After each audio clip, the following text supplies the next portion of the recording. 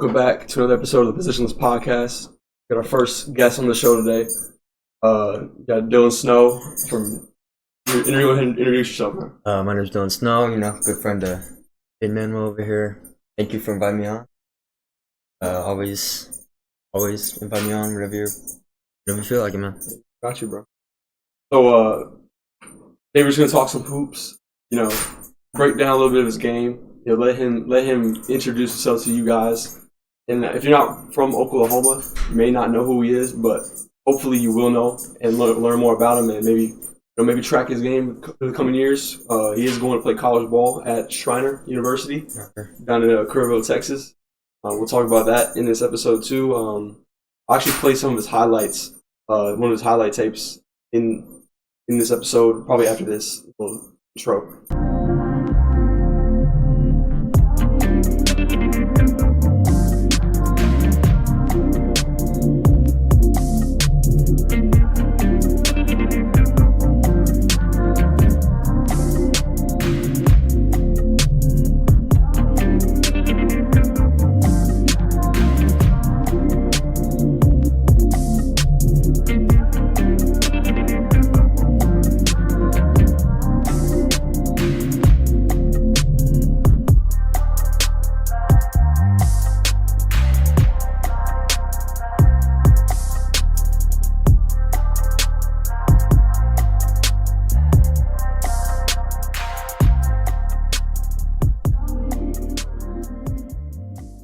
But yeah, let's get right into it, man. From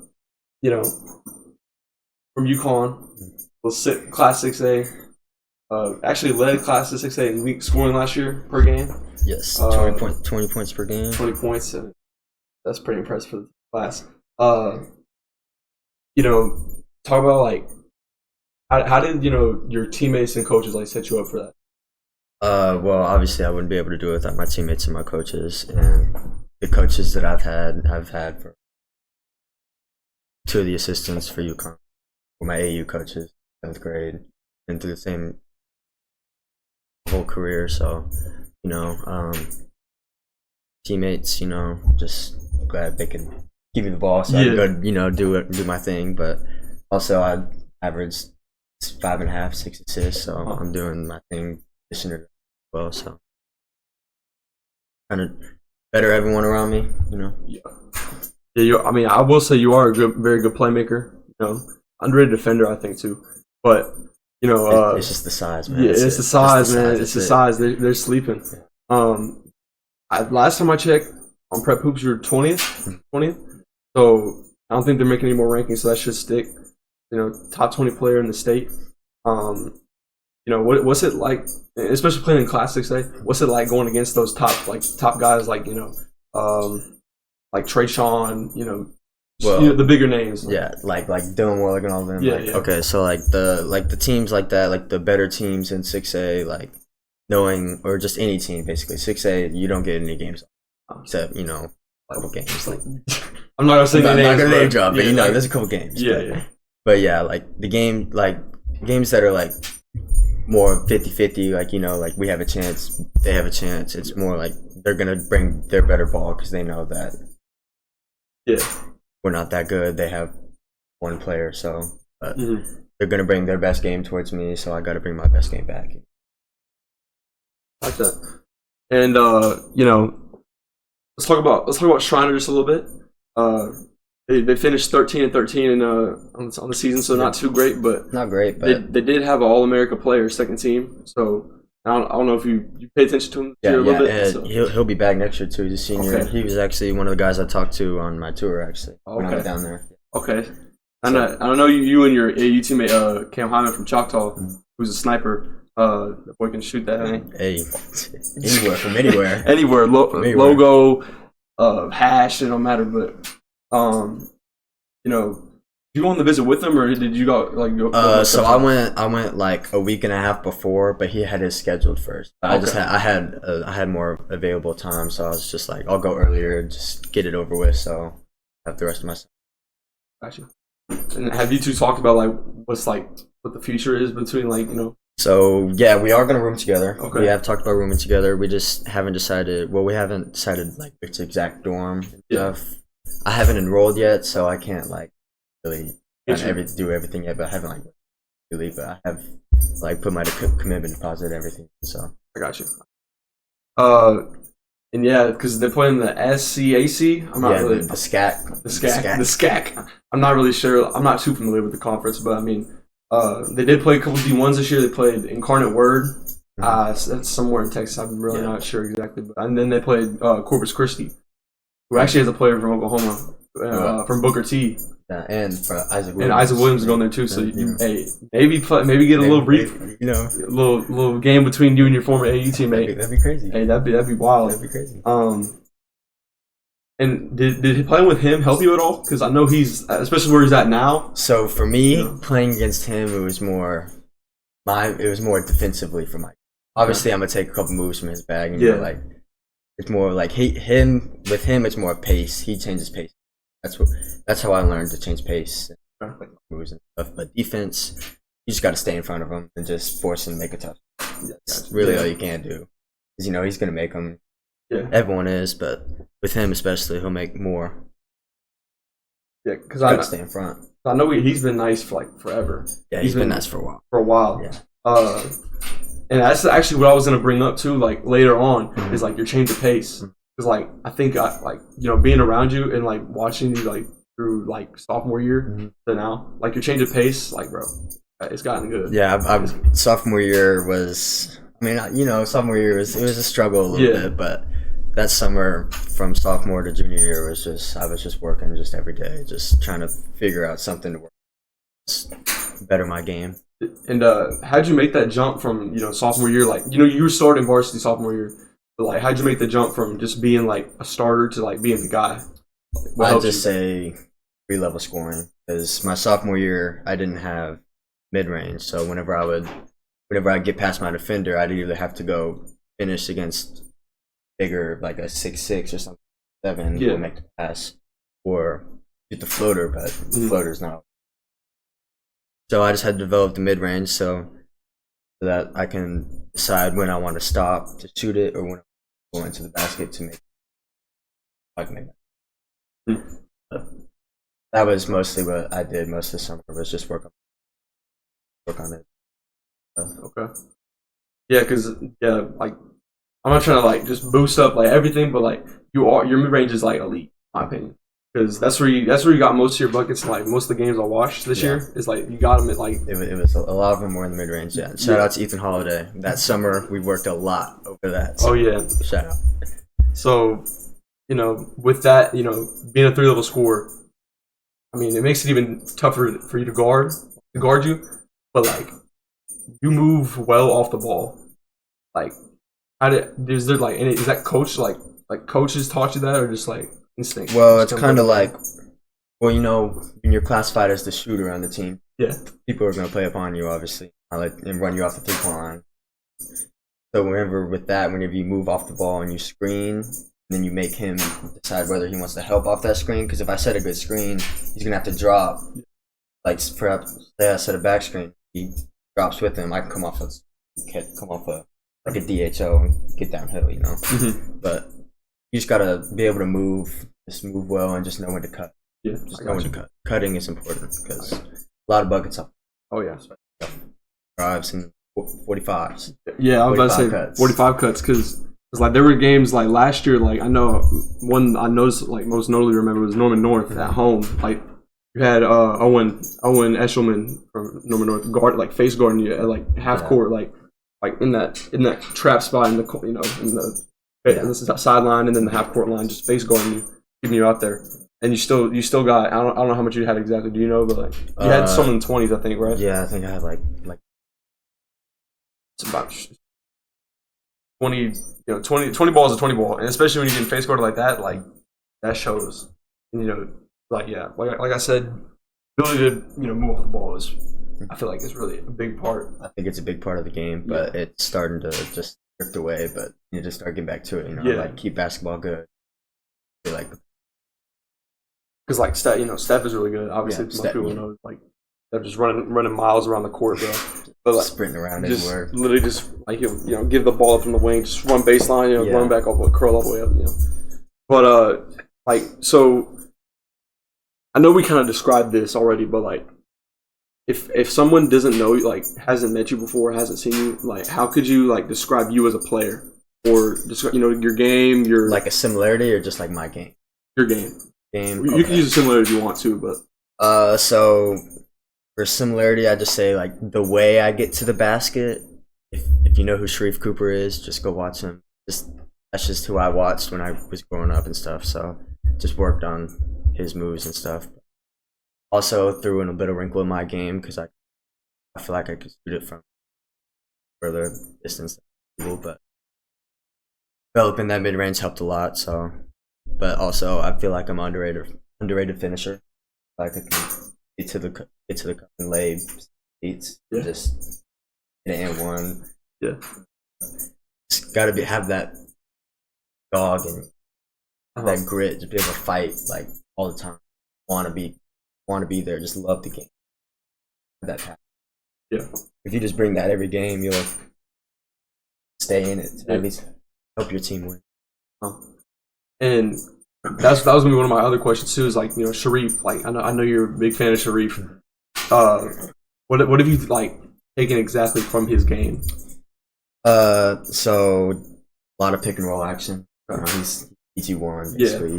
He could score 30, but we'll give you 10. But that pick and roll action, just being able to once again change pace off the pick and roll to get the defender. He steps up, make the pass, stays in drop, just got him, force him to get on his heel. Just helped me a lot. And physical, because he's a he gets to the paint. I feel like I get to the paint. Yeah, because like undersized guard, good finishers. Didn't really shoot the ball too much, but I mean like mid range. Like I feel like that's your favorite player, and I feel like that's a good comparison for you a little bit. Because he's not super athletic either. He's really not. He doesn't dunk on anybody. That's not me either. That's not. Definitely not me. Yeah, but I mean, I feel like it's a good comparison. Yeah, but keeping like on this track of like bigger players, if there were 3 things you could add to your game, like who would you take it from? Like for example, like a Luka Doncic like post fade, like bump fade, stuff like that. Like, yeah, okay. So I want Kevin Durant's mid post bag. Okay. Just give me the mid post bag. Yeah. No. Frying that. French fries, bro. Give me Pat Bev's defense. Okay. I want that scrappiness. Okay. I want that, I'm gonna be able to lock down 1 through 5. Because that's what Pat Bev does. Pat Bev is. And then let me be able to run and dunk like Giannis. Okay. I mean that would be nice, bro. Just let me be able to just hold it up here and just hold it above everybody. 6'11", just running cross jabs and just everybody moving out the way, bro. Scoring 30 a night just off cross jabs, bro. Or Ja Morant's bounce. Cross jabs did remind me of the cross jab into just trying to jump over somebody, bro. That did remind me of Ja Morant's bounce. Yeah, that could get thrown in there. Okay.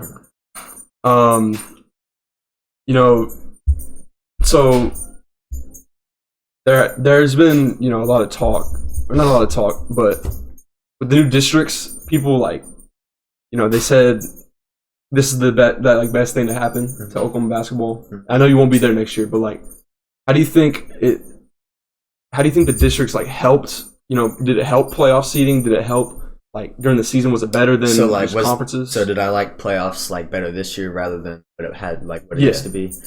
So this year, yes, because you can lose once and then still be able to play the next day. But then again, with us, how we played Deer Creek first, then we had to play Bay. Those aren't too easy games. No. We were on the east side, the consolation games were U.S. Grant, Bartlesville, Skokie, Ponca City. Those were the 4 teams that lost on the east. So you were guaranteed 3 games if you're not those 4 teams. Yeah. So with us being on the west side, obviously it's west. I feel like it's tough. Mm-hmm. Yeah, for sure. Obviously the east won this year, but west overall I feel like had better depth. it was just deeper, just more 500 to like 600 teams rather than really good or really bad. Yeah. So that's just where I like the double elim rather than. Yeah, because if you're not from Oklahoma, you like last year it was you'd say so they have East West and it would go 1 through 16 for each side, and like the 1 seed would play the 16. You know how if you know how bracket works, like you know how bracket and then you can only lose if you lost once in the opening round, you were done. But if you won one game, you automatically made it to the area tournament. And you would play on that Saturday because it was Friday, Saturday. Yeah. But this year it was Thursday. Then you'd have to win Thursday, and then you won Friday. You wouldn't play until the next Thursday. But if you lost one of those games, you'd have to play on Saturday to go play the next. So, my opinion, I think I like it a lot better. I do too. Because you could get a bad matchup, like because everybody knows playoff basketball is basically just matchups. Literally just matchup. So you can get a bad matchup and then go play somebody you match up with even better the next day and still have a chance. And in that playoff game against Tennessee, you gotta go off to a hot start. Y'all lost that game by 10. I know that was a hard one to take. But what was that like playing that last game with people you've been growing up with like your whole life? Well, it wasn't. I thought I was gonna be like more emotional after the game, but I really wasn't, because it's like I did everything. Like I knew I did everything I could to like help us win and do everything, but. Like at the end of the game, like me and Tony, when they were shooting free throws, I was lined up at the bottom, and Tony was lined up across me. We were just looking at each other, just smiling. Like, we knew we lost, and we were just laughing. Yeah. Like, it's gotta, I'm gonna remember that because Tony, all of them, AB, Durrell, Trev, CP, all the senior team. I'll miss all of them. But it was a rough way to end the season. Wish we could have at least got one playoff win. 0-5. Yeah. I was 0-5 in my high school career. Yeah. Hopefully that'll change at college. Yeah, because being a winner is always great, but like it doesn't define who you are as a player. Like because I see people like go out and say like, oh, he's not a winner. Like not about you, but I'm just saying like, in general about a player. Like he hasn't won like at all. He's not a winner. And like winners a big part of like being a player, but like I think it's just a bonus in my opinion, because like you could be thrown into like having to carry your squad and just like not being able to win games. Or look at Luka for instance. Luka past couple of years before Kyrie. Yeah, before Kyrie. But they've actually been better than they are this year, which is kind of crazy with Kyrie. But yeah, that's a good example.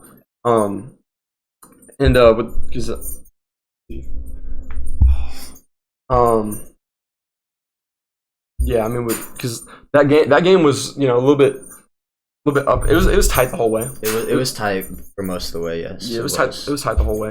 And that Deer Creek game though was not. That was. It was for a little bit. It was. All right, so the first half we were there, and like we were in the locker room. We're like, all right, so like we're here, like been here before. We're down 4. We're fine. Like we come out, and then the first 12 minutes. Yeah, it was we just literally couldn't throw a football on the football field. Like we would miss the football field. Yeah, like it was just one of those days, which is okay. But we also had to play Deer Creek in their home gym. Yeah, they were there getting shots up every day before our game, everything. But they were a good team. That was a state tournament. Can't really be too mad because we know who they have. They were good. They were. Yeah, a lot can't of discredit them. Yeah, a lot of depth too. Yeah, very a lot of depth. And like had to finish. No, that game there was the 2 points in the third quarter was just free throws. Yeah, and it wasn't even a bucket. It was a free throw, like a free throw, a missed free throw. Like and then I think we went to the line again, but again. Yeah, so. which is I'm not gonna lie, that's pretty bad. But it's not. They're a good team, so it's okay. It's acceptable, but like it's not acceptable, but it happens. So. Yeah, it happens. But it happened. Yeah, because there were like times during the season where y'all went on cold stretches. And I know there was one specifically against Westmore at home on senior night, and I think I remember correctly, it was either y'all went down 9 in the 4th, I think. Well, we were down 11 at one point. Yeah, 11 at one point, and then I think it was 9 in the 4th at the most. How did y'all fight? Not just the Westmore game, because I know this was against Classen too. Yeah, it was quite a bit of games. Yes, we were 1-5 and over. Yeah, I mean, played that many overtime games, and to not finish 4 of them, also. That's yeah. But it was on us, but it was learning experience for sure for them. Yeah.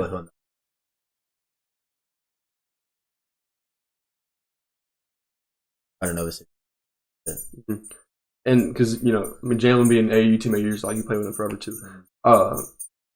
What do you think about his game? I know, like Jalen's game, man. There's a lot about Jalen's game, but what I love most is that he won't give up and that he will. Like he'll stay in the fight. He will. And although he's not the greatest shooter, he needs to shoot more. Yeah. Because there was times where he'd be in the corner and I'd drive and kick it to him. And he got to be able to shoot. College, but, even if you shoot and you miss, at least get the contest because they weren't even you got to be able to shoot it, and whenever you shoot it, you'll be like, oh, so he's not afraid to shoot it. Maybe it'll go in. So at least got to put a hand, get him off balance, maybe. Then pump fake, then get downhill. That close up. Then attack the court. That's just one thing he needs to work. Also, left hand, the Jaylen Brown symptom. The Jaylen Brown symptoms. Nah, but yeah, because there were against Santa Fe. I think it was against Santa Fe. There was a play. He had the ball on the top of the key. They're sitting in the paint. They're playing like Josh Giddey, sitting free throw line extended. Yeah, when they ran their matchup zone. Yeah, they literally sat in the paint, forced him to shoot, and thought it. I mean, But he hesitated. He hesitated. He did. He hesitated though, and because he looked at me, and I told him. Yeah, but I told him to shoot it. Because he looked at me. I was like, "Shoot it! They're not even guarding you." Yeah, but he just got to be able to have confidence. That's just where he's got. Because I like his game a lot. Because he's smooth. He's smooth. He's got a mid range. He's got a good. He's got a handle. He's physical. He can rebound. He can pass sometimes. Yeah, sometimes. Yeah. He's got to know when. Because he be passing at the wrong time, but has to shoot it. Yeah, just decision making, but that'll come with going into the game, growing up more. Yeah, because I know one thing that's already there is defense. Because I wasn't there to witness it, but I heard summer ball at ORU. He did sit on Roman Miller, who averaged like 20 a game this year, and in District 1, toughest district in the state. Yeah, I think was he the offensive player? I think he was. Yeah, was it him? I think it was. I think. Over like Dylan Warlick and Keontae, good players. Anthony, Ant Leonard, bro, Kai Brown, great scorers, bro. He won it over him, bro. So, but I wasn't there to witness that, but and I personally believe there is, but do you think there's a difference between summer ball? Obviously there is, but I'm just want to get it from your perspective, summer team camps to the regular season. Are you talking about UConn or just overall? No, overall. Okay. Overall, yes, there's a difference because I feel like there's some schools that won't take it as serious as other schools because some schools will be like, oh, it's just summer, just getting in the gym again, just learning to play with each other, just go out there and have fun. Other schools will be like, all right, go out there, have fun, but gotta be out there picking up full court, running sets, sets like that. If you're running sets in summer ball, there's no need for it. It's kind of summer ball is just to get in the gym. That's whenever I get to coach somebody, because that's what I'm looking forward to. Yeah. Whenever I'm a coach and I'm coaching summer ball, I'm gonna let them go out there, have fun, get that chemistry because chemistry is a big thing. Yeah. Because some people stick together with teams together, with just 3 of them. So chemistry is just a big part. So. Yeah, because you see that at all levels. You could say with Weatherford, Kingfisher over the years. And then like even like in the NBA, like with the Warriors, like they had that chemistry because they're playing together for like the Spurs too, insane chemistry. But yeah, because I know y'all took Owasso to. I'm not trying to talk about summer ball too much because I know it is like it's summer ball, but I know that game was big for them. I'm watching the film. Y'all were hyped during that game. Like that was we were out there just playing with energy. And we just had more energy. We just outplayed them. We were just and that's what you can't do a lot of games. Let a team play harder. That'll force you to lose. Yeah, but we didn't win that game. They did. It was a close game. The player. Yeah, probably. Personally, I think is one. He'll be the best. Everybody knows that. And then kind of wrapping up, like talking about like UConn and like the high school. How do you think that they'll fare next year? Because I know there's a transfer rule being in place in like July. So obviously, we don't know like who's gonna come in, come out, or go stay, leave. And I know that there's an opening at the head coach spot. So that obviously that'll change. But like right now, as of like who they have, how do you think they'll fare next year?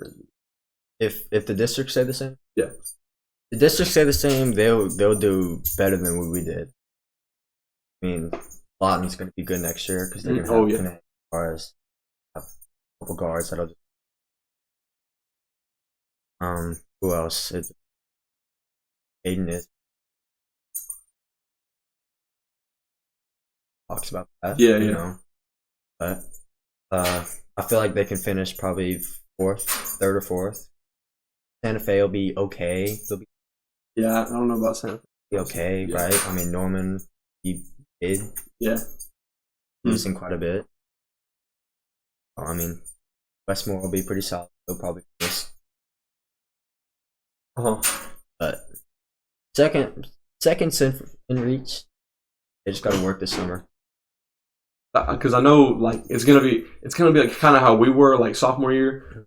It's a bunch of them coming back, like because there was a bunch of seniors, like nine seniors on varsity this year. So they're losing.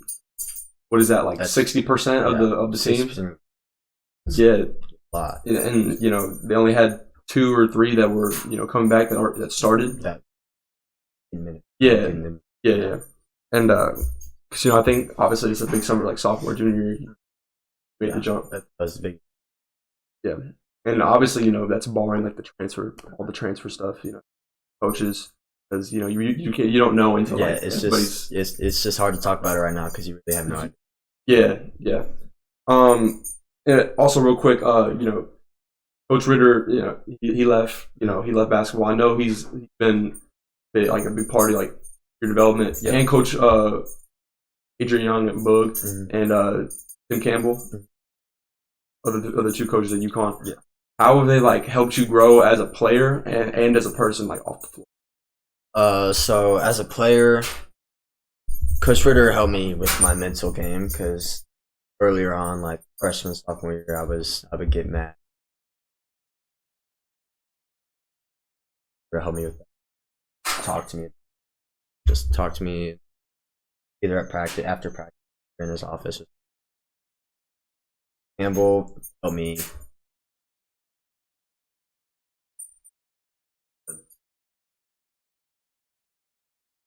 He's a point guard.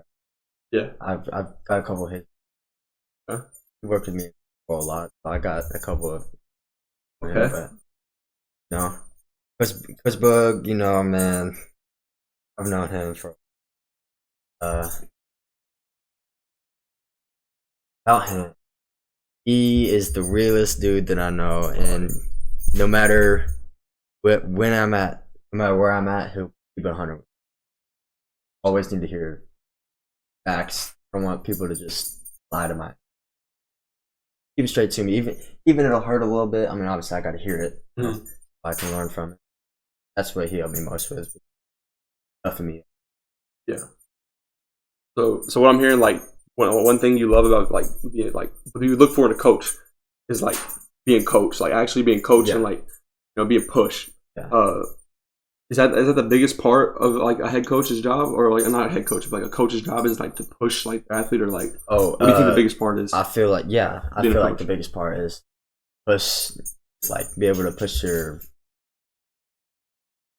players with just, but not have that negative effect toward. Kind of like, like Roy, like the girl. Yeah, I want like kind of like that, like that's because I talk to Roy a lot too, and he helped me like a lot with just being a better guy. I take role model after him. Great dude. Just took a really great coach too. great coach. Yeah, great coach. Coaches for Team Griffin's. Going to be 17 this year. 17. Right? Yeah, because he was 16. So kind of have another segment right here. We're gonna break. I have some clips of his game. We're gonna break down some of them, see what he sees. And what happened on the play. So get straight. As I'm editing this, I realized that the audio was not synced, or there's no audio from when me and Dylan broke down his film.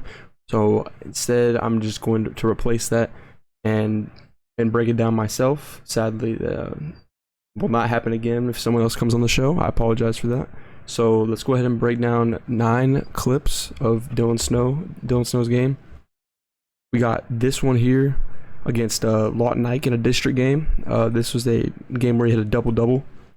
This player right here, he throws a very, very well placed pass to Drew Reynolds in the corner for a 3. His sniper knocked down right there. Drew had about 4, I think, 3s in this game. Let's look at that one more time. Gets the ball right back from Trevor Howard. Fakes and then kind of looks off the defender just a tad. Looks like he thinks he's going to throw to Tony, so he's got to read that defender, see if he drops down to play Tony in the high post, or he gets confused and goes back up to play Trevor right here. Instead, he just reads him and gets it over the top for a nice corner 3. That's a great pass, great skip pass from Dylan right there. So the next clip is, I believe this is when he hit 1K. Actually, when he hit 1K right here on this shot. Just simple. I asked him earlier, that was one of my questions, like what was going through your head at the moment? And he said he didn't even know he had 1,000. He didn't even know this was the shot. And he didn't realize until, once he made it and, throw up the sign right here, his parents, and then Coach Ritter runs and he calls a timeout. They all celebrate. Simple catch and shoot 3. Like that out of his game, and, he could shoot the ball very well. This was from a first round playoff game against Deer Creek.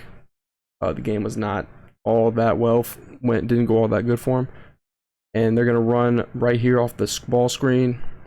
This man right here will come up, and once he drops back just a tad bit, he knows to attack right here. He sees Tony early, but obviously he's not gonna be able to get it unless he throws a perfect little pocket pass in between them, which I don't think there was very much room. Can't really tell from this angle, but instead he just attacks 35 on the downhill attack, and then wraps around to give it to Tony for a free layup off the empty pick and roll action. Once again, right here, kind of jabs that left, which is mentioned that he loves to use the left jab, throws off a lot of people, and I think that's very key. Getting some easy buckets, because not a lot of people, use their left foot on a jab if they're right-handed. So, me personally, I don't. But, yep, attacks right here, easy little wraparound, Tony for the free layup. And that's some nice action right there. Okay, I believe that this is a clip from the first matchup against Northwest Classen. This is a district game, just like most of these games. You're gonna get the ball right here, catches, kind of reads that contest right there. And he jabs to the right here this time. There's a small jab though, and then he comes off that screen. Fender hedges out just like normally any high school defense does, and then Fender right here kind of slides out, but he's looking over here. He's looking at this man, is what he told me. He's looking right here at this guy to see if he helps over and tags Tony, but he does not. And he just goes up for a floater over almost 2 defenders, and Tony, I told him if Tony was about a 6'8" big with vert, he probably could have threw a lob here, but obviously that's not Tony's game. And yeah, nice little floater right here. He's added this to his game, and I love it. The array of finishes at the rim and around in the mid range. This is let's see which one is this? I believe this is a finish. This could be this is okay. No, I apologize. Simple little pass right here, off the point action into a little back cut. Triggers the back cut by dribbling towards him, just like Princeton principles. And obviously the defender right here, not looking at all. Number 2 right here, Evan Tier, already gone. He has no ideas behind him. This guy could have helped over, and he told me that if he told me personally on this episode, he's looking at this guy to see if he tagged Evan or if he went to Jay in that corner, and he did not go to Evan. He thought he was gonna go to the corner, which honestly that's pretty bad defense by both of those guys right there, and for the free layup. Solid pass too through traffic. Okay, let's see. Next clip right here.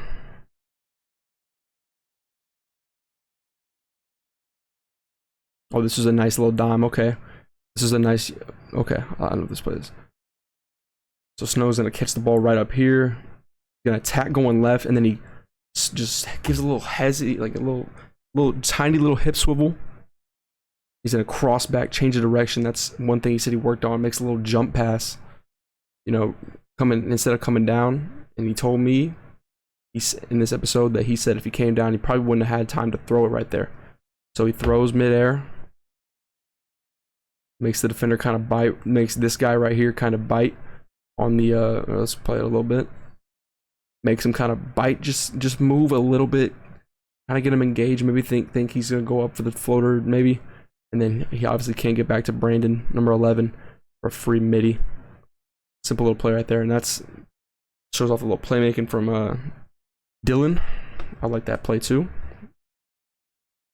these are all games from district play except for the 2 playoff games. This is a senior night against Westmore.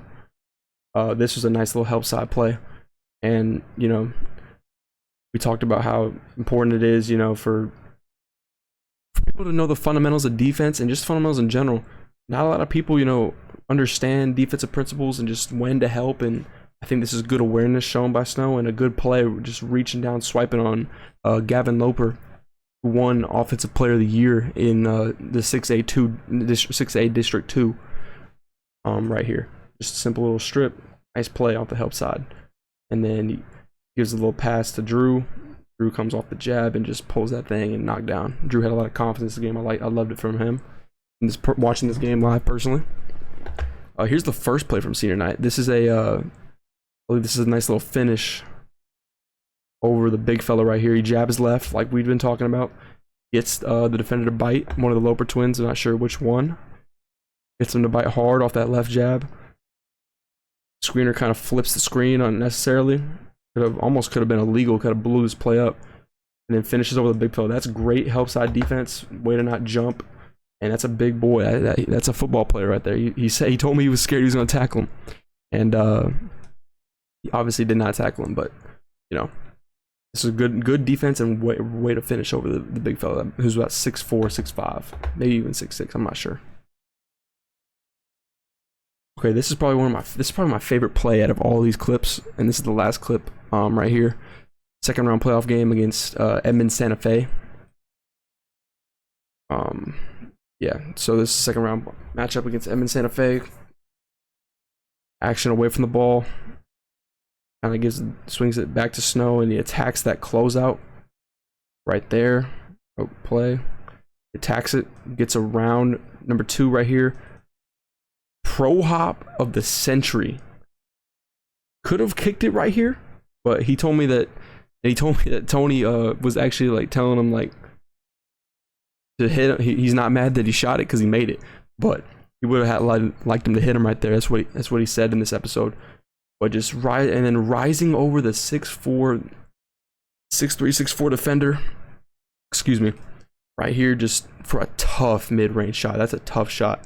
And we talked about how, tough shot makers take tough shots. You know, I mean that's and he even said that he worked on his mid range a lot, and I asked him if he works on this shot specifically, but he just said he works on the mid range a bunch, and you know that is an incredible shot and an incredible move too, because you know, one, to attack the closeout right there, and then just, you know, defense kind of helps over on the nail a little bit too hard.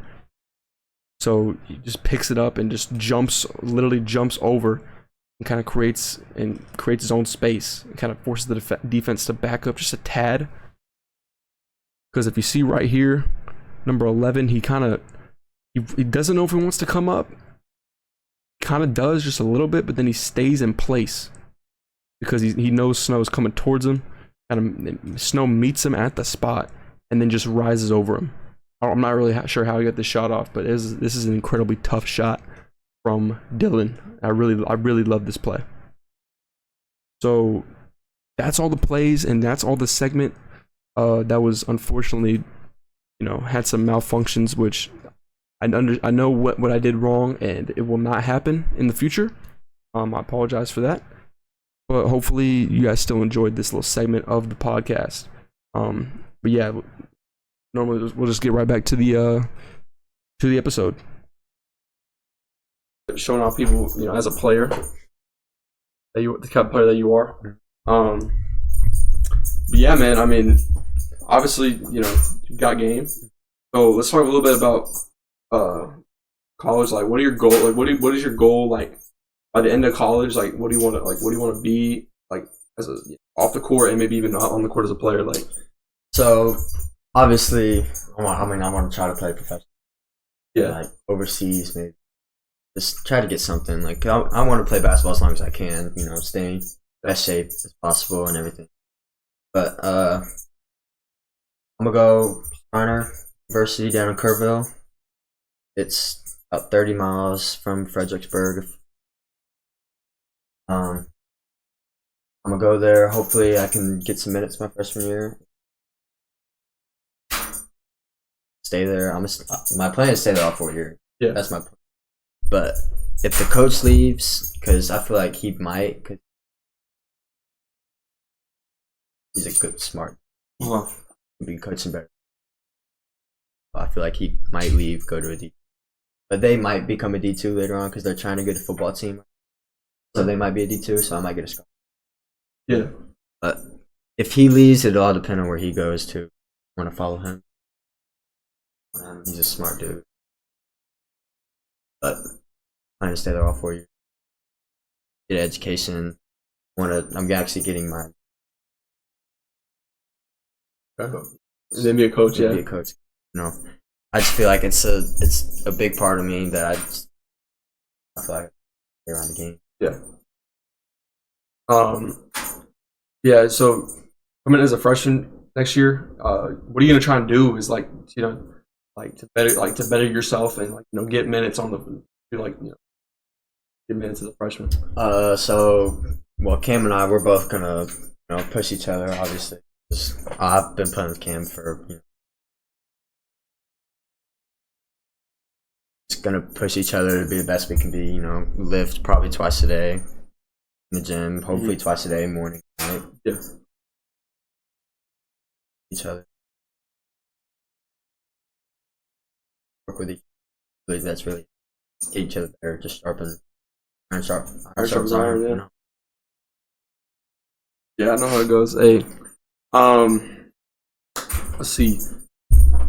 Going down to Schreiner for that visit in, like, August. Mm-hmm. What was the visit like? Like, take me through the experience. It was like 100 degrees. Oh yeah, it was hot. Yeah, I was in shorts and a tee. It was a nice campus. It was probably like 3/4 the size of UCO, if y'all know it. It was a big compared to, like, normal defense. It was better than the other college I toured down in Arkansas. You know, the Ozarks. Mm-hmm. You know that. Yeah. I toured there. It was much better than there. It was newer. So, like, the dorms were like 5 years old. So, like, they were like pretty new. Yeah. And, like, the other ones in Arkansas, like 30, 40. Like, it was old. Yeah. You know? Just a good place. It was dining room was nice. Everything. Great people. It was without them having a football team. Basketball. So that's why they're normally a pretty solid team. Well, facilities. Yeah. Yeah, it looks like UCO's gym. The layout, okay. Yeah, because I did see a video and it looked like a little smaller gym. Yeah. Which I mean, I think that's personally better. It's bigger for a D3 though. It's bigger than It's bigger than a lot of the. It's probably like a 3A school. Okay. Size. Okay, that's probably 3A size. Good comparison.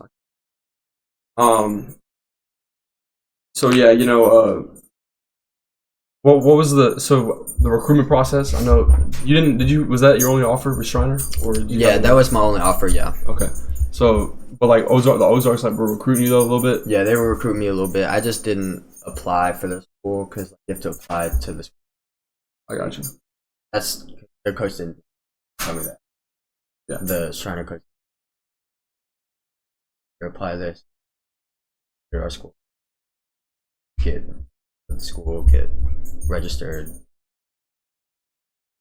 It was the recruitment, wasn't the way I really wanted it to go, but I feel like I landed in a great spot for how my recruitment went because I don't think it went as I thought it happens. Yeah, because that being your only offer, like there's a lot of schools like like Southwest Christian, like UCO, like all the schools in Oklahoma and like kind of around, like the UC offer like the Oklahoma kids. Yeah, didn't offer you. But like, how did Schreiner find you? Was it like a tournament? Because I know y'all played a couple tournaments in Gasso. Yeah, we played it was at actually that Gasso tournament. We were playing like a top team in Dallas. We were not supposed to. Every coach was watching that. Yeah, they had there was a couple. They had like 2 or 3 D1, like low D1, like D2, D3s, obviously.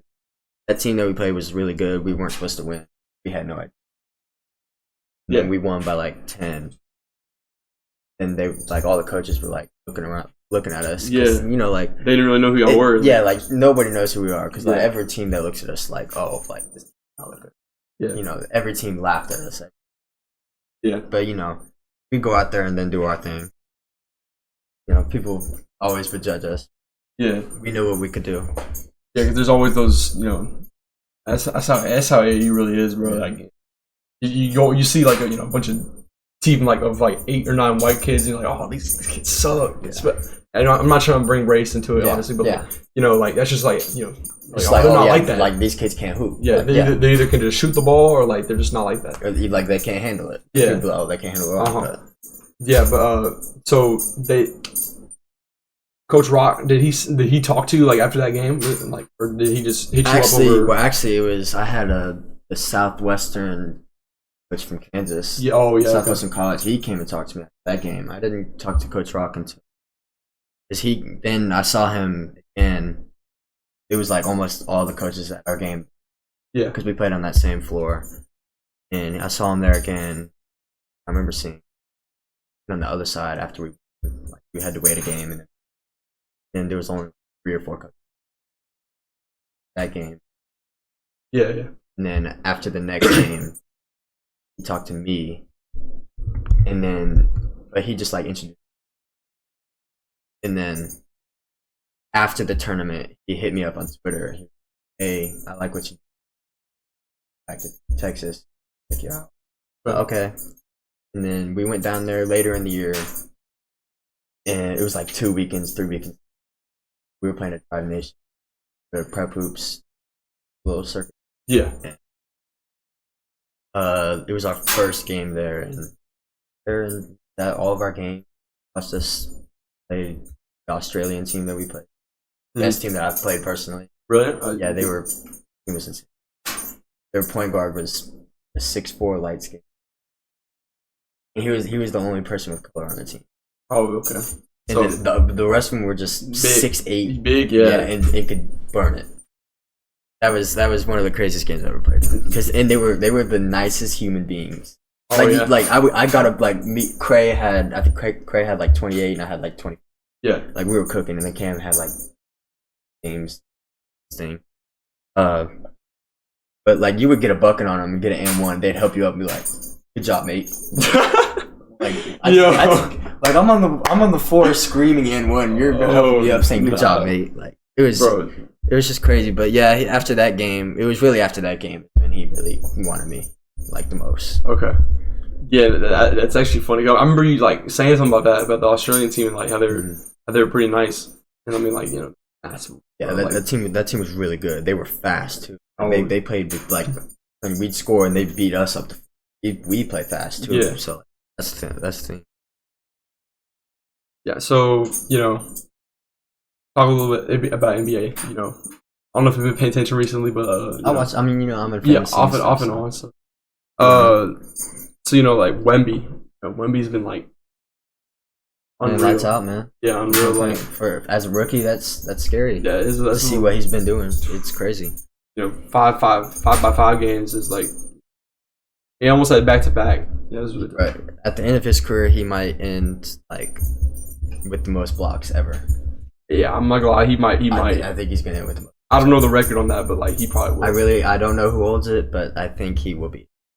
I mean, like 7'4", like I really think it will be. And he moves like he's over here shooting step backs. Yeah, at 7'5", which is just actually not. And he's only 20. He's only 20 years old, bro. Like this is his first year in the league, bro. And he's averaging 20 and doing all this, bro. Yeah, the league is gonna be like it's the new generation coming in. It really is. Like the old generation's gonna be done. Yeah. I mean, you see, they're not doing good anymore. All part of the conference. Yeah. I mean, you see the Thunder. In my opinion, probably second best team. Yeah, I think so. Well, I watched Celtics play last night. They look pretty good. Yeah. Yep, they look good. Yeah, and I mean, Celtics aren't even that old themselves. Like, Tatum's only 25. And then something like that. Maybe the same age. Yeah, they're close to, because I know they're 1 year apart in the draft. Yeah, and then, because, I mean, when Porzingis comes back, he'll be, because he's been playing good. Yeah, he's been playing good. Before he got hurt, he was playing lights out. He was 20 and 12 and 7. Yeah, with like great 2 or 3 made threes. He's always been able to shoot, but like taking his game. Yeah, because I really love that addition for him. Like in this, I was like, that was a great addition. They needed that, and with Al Horford like that, and you could play Porzingis and Al Horford and just be able to stretch the floor. Yeah, and that's why Tatum and Jaylen Brown, all of them cried and stuff. Yeah. Yeah, Al Horford was starting, and like I don't think he's too old to be playing that many. He's too old to be playing 35. Be playing. Yeah, he's 20 probably. Yeah, close to it. Yeah, bro. And then like with the Thunder, because like I know they have like 10 players shooting over 40% from 3, which is kind of crazy. But like some of them the numbers are a little bit deceiving because they don't take that many shots. Yeah, but like obviously they will shoot like one every like 2 games. Yeah, it'll go in. Yeah, just because they'll be playing the mid range step back shoot, the 3. But like he shoots like a higher clip just because he doesn't shoot as much. I just feel like they just need a bit like a 5. They need a traditional 5. Yeah, and then they'll be straight. Yeah, and they can look and get one in this draft because like there's a couple big men. Yeah, like who do you think the I think they should. Who do you think would be a good big? I think they should take Filipowski from Duke. Mm-hmm. But like if he's not off the board yet. Yeah. But I feel like he probably will definitely be bigger in the draft. Yeah, because he adds like size and shooting because he can shoot a little bit and he can make too from the post. From the mid post. Yeah, he's a 7 foot, so I mean he's big. He can move. Like he just lacks defense.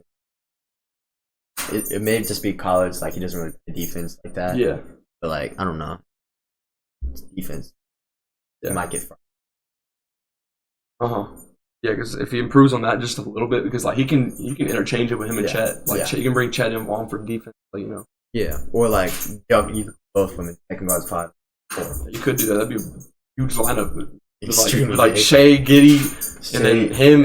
They need to get Giddey out. Yeah. I'm like, because like after watching the game last night, they just literally sit. They sit paint on the road. They literally play that Dylan Willick. Seems like they just sit back in the paint, like really. Yeah, like he can't shoot the rock.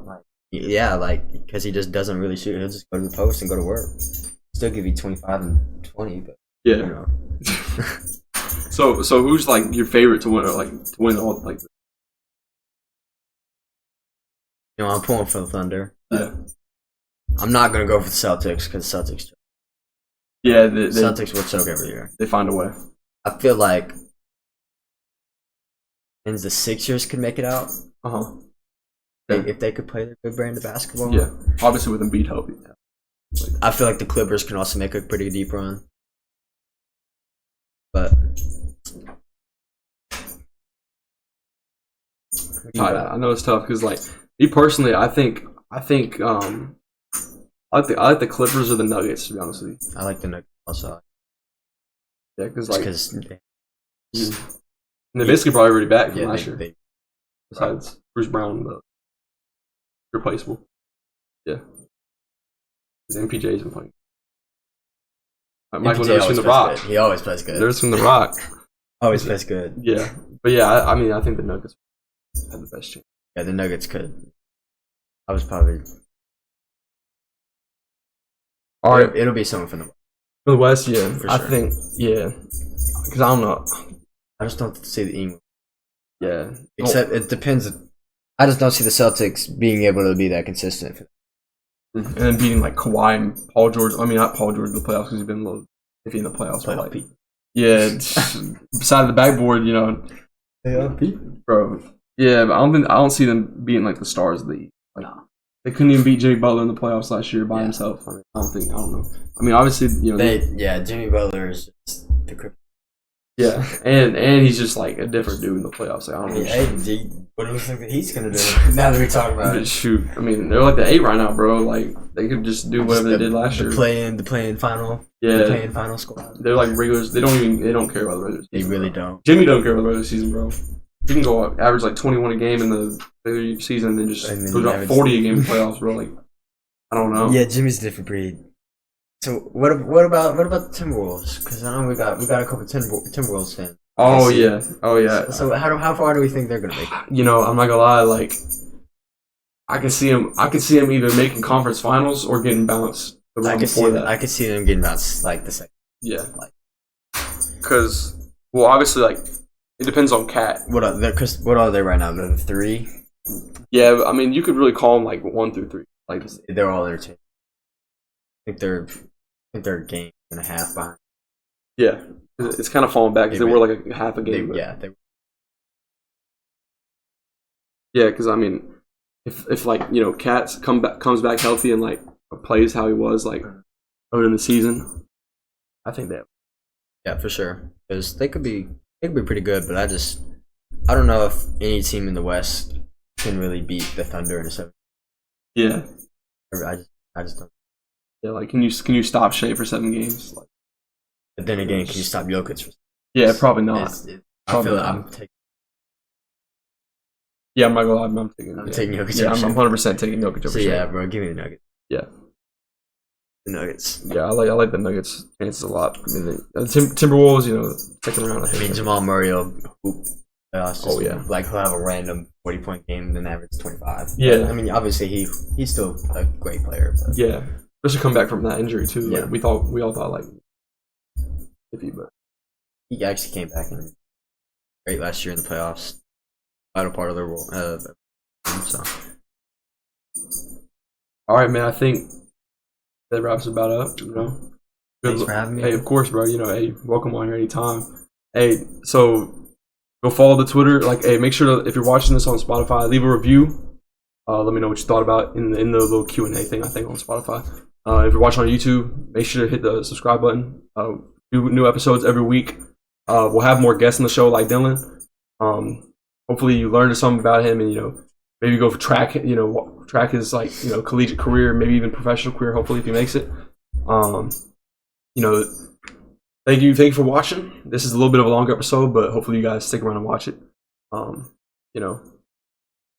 Thanks for watching, and thanks for having me. Of course, bro. See you next time. Yep. Yeah, see you next time, man. Stay positionless.